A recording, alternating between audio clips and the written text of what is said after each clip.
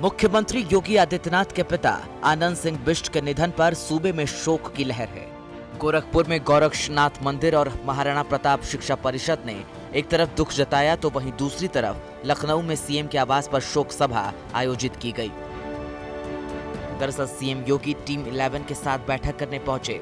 बैठक से पहले उन्होंने अधिकारियों के साथ अपने पिता की आत्मा की शांति के लिए 2 मिनट का मौन रखा।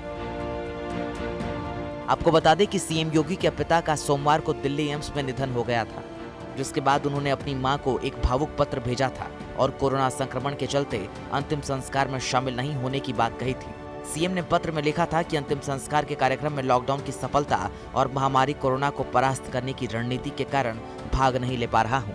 पूजनीय मां पूर्वाश्रम से जुड़े सभी सदस्यों से भी अपील है कि वो लॉकडाउन का पालन करते हुए कम से कम लोग अंतिम संस्कार के कार्यक्रम में रहें।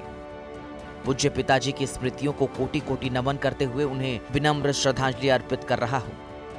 सीएम योगी ने कोरोना को रोकने के लिए ये निर्देश दिए हैं कि पूल टेस्टिंग और प्लाज्मा थेरेपी को बढ़ावा दिया जाए।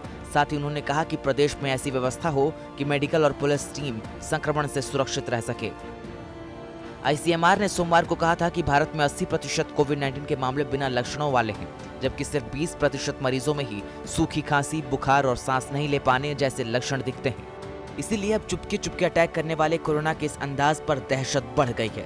तो अब सवाल यह है कि क्या आईसीएमआर को अब कोरोना टेस्टिंग के मानक बदलने चाहिए?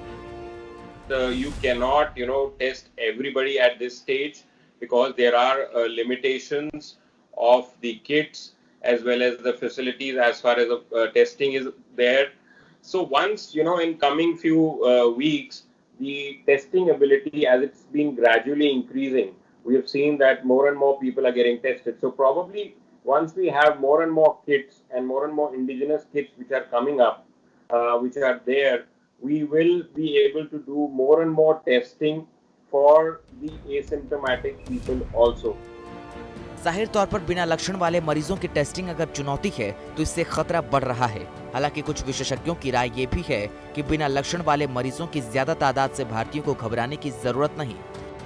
अच्छा ये है कि ये हम इससे इस डाटा से ये इंडिकेट हो रहा है कि शायद इंडिया में बीमारी बहुत सीवियर नहीं है। अगर ज्यादातर लोग एसिम्प्टोमेटिक हैं तो वो इसी से निकल जाएंगे और उनको इम्यूनिटी मिल जाएगी। ज्यादा जो सीवियर इलनेस या हॉस्पिटलाइजेशन की रिक्वायरमेंट कम है और ये हम देख भी रहे हैं। इस बीच बिना लक्षणों वाले कोरोना मरीजों का आंकड़ा सामने रखने के बावजूद सरकार टेस्टिंग गाइडलाइन बदलने पर अभी किसी बदलाव को तैयार नहीं दिखती। कुमार अभिषेक के साथ आशीष शुक्ला, यूपी तक।